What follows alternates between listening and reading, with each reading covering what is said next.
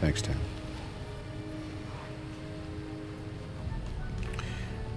Mark 6, front and center.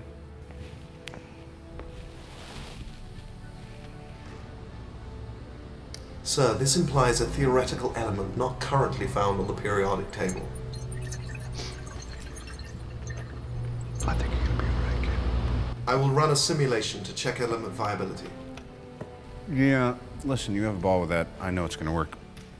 I'm gonna take a shower. Tap the Oracle grid.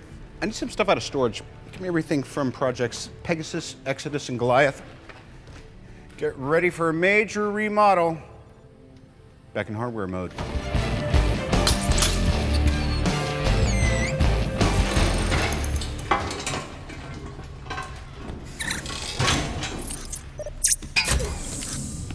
I heard you broke the perimeter. Yeah. That was like 3 years ago. Where you been? I was doing some stuff. Yeah, well, me too, and it worked. Land of enchantment. So I'm told. Secret stuff. Something like that. All personnel, the evacuation order has been confirmed. Proceed to your designated vehicles for assist evacuation.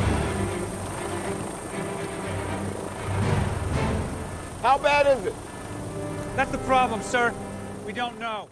Hey everybody, it's Charlie. So there's a whole bunch of Captain Marvel stuff going down. We found out about a new Easter egg connecting it to the Iron Man movies, as well as the original Avengers movie, and a couple of other things during Phase 1, as well as the fact that they just finished shooting, and there were a couple more Easter eggs that were spotted, like her cat, for instance. I'll talk about that stuff in a second, too. The big stuff, as you probably spotted from those clips, is Project Pegasus, so I'll explain what's going on with that. But if you're brand new to the channel, be sure to subscribe to get all the Marvel videos. There's new giveaway stuff I'll explain at the end of the video, too.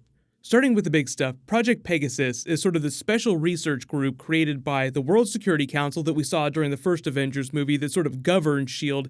and the S.H.I.E.L.D. agents. So it's sort of like a subgroup of S.H.I.E.L.D. meant to study phenomena beyond our normal reach of understanding. So back in the early 90s, Howard Stark was a founding member of Project Pegasus. They set up a special base in the Mojave Desert. That was the base that you saw that they destroyed at the beginning of the first Avengers film where they kept the Tesseract. So it wasn't just a simple place for studying the Tesseract. They didn't create a base just for that. It had been something that existed since after this Ant-Man flashback. Remember, that was in '89. So a couple years after that, Howard Stark, S.H.I.E.L.D., and the World Security Council create this special mission called Project Pegasus. They build a base out in the desert, and they use it as a place to test all their really fantastic stuff. Like you also see here on this list here, you see this joint NASA task force mission that's also being run with S.H.I.E.L.D. That's also Captain Marvel stuff. We'll circle back around to that in a second. But then you also see S.H.I.E.L.D. Particle Accelerator. So Project Pegasus was sort of like this base in this mission where they would test all of these special other projects. Captain Marvel was part of that because she was part of the Air Force, she was a military person, so she'd all come up through this and all this S.H.I.E.L.D. stuff. That last Fury clip was also kind of funny too, because Fury and Coulson will appear during the Captain Marvel movie. Kevin Feige revealed that it would be set entirely during the past. They would spend the entire movie with special de-aging technology. So if you went to see Ant-Man this weekend, there was a brief flashback where they show Michael Douglas and Michelle Pfeiffer when they're young. It looked amazing. Imagine them doing an entire movie with Coulson and Nick Fury being de-aged like that. So backdoor confirmation that most of Captain Marvel takes place during the early to mid-90s. So you have to imagine that 91 Project Pegasus is created just to study any weird stuff that they happen upon on planet Earth. Mar-Vell crash lands on planet Earth. We know there's a plane crash because we've seen wreckage of it and all the behind-the-scenes footage. They crash on planet Earth, so that's Jude Law's character, Mar-Vell from the comics. It becomes part of Project Pegasus. Now, we don't know exactly how they're going to be using them during the movie, but one of the people on the IMDb is listed as a Pegasus guard, meaning that there will be scenes at Project Pegasus. The Skrulls are also a really big part of the Captain Marvel movie. We'll be meeting them in the MCU for the first time. I'm guessing that one of the people working at Project Pegasus will turn out to be a Skrull. They'll find them. They'll be part of some sabotage plot as they're trying to get all this information from Mar-Vell. Now, they haven't really explained what the new origin of Captain Marvel is going to be in the MCU. I'll do a separate video about that because there are a lot of new theories based on the ways they've fundamentally changed a brand new character that they just introduced. I'm trying not to do spoilers because this isn't necessarily an Ant-Man video, but you also may have noticed that during that clip of Tony Stark, he mentions Project Goliath. That was the project that was referenced during Ant-Man and the Wasp because Goliath was part of Project Goliath, like he was the character from the comics. So it's just another Easter egg tying this all together. So it shows you how far back they were laying seeds for this, way back in Iron Man 2. I need some stuff out of storage. Give me everything from projects Pegasus, Exodus, and Goliath. I was partners with Hank on a project called Goliath. How big did you get? My record, 21 feet. You?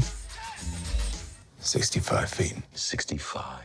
Just a little while ago, I posted a video talking about a couple of those types of moments that they reference in Ant-Man and the Wasp. So if you haven't seen that movie, be sure to go see it because there are a couple things that they're laying track for way down the road. Now, Howard Stark was killed by the Winter Soldier along with his wife in 1991, so I'm guessing that they don't appear during the Captain Marvel movie. Maybe within Project Pegasus, there's a picture of him on a wall somewhere, but that's probably as close as we'll get to referencing him. Anything they do in the 80s and before then in the timeline is total fair game for Howard Stark, though.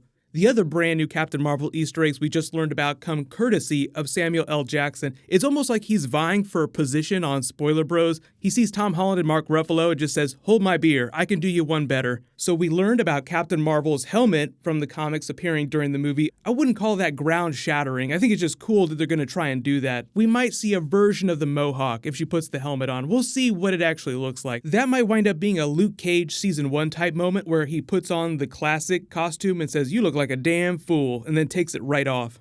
The other one that he dropped that was later confirmed in a post that Brie Larson made was Chewie the cat from the comics. After Samuel L. Jackson posted this, Brie Larson posted this to celebrate the end of filming. Captain Marvel principal photography is officially done. There'll be reshoots later this year, but we'll get our trailer in a couple months. But at the bottom of the picture, you can see there's Captain Marvel, a little rocket here, and in a spaceship behind her is the cat. So it's like, oh yeah, there are definitely many references to Captain Marvel's cat showing up all over the place. It's probably featured somewhere in the movie. Just think Ripley with her cat Jonesy from the Alien movies. Jonesy made it all the way to the second movie. That's one tough cat. So we'll see what they do with her cat during the Captain Marvel movie.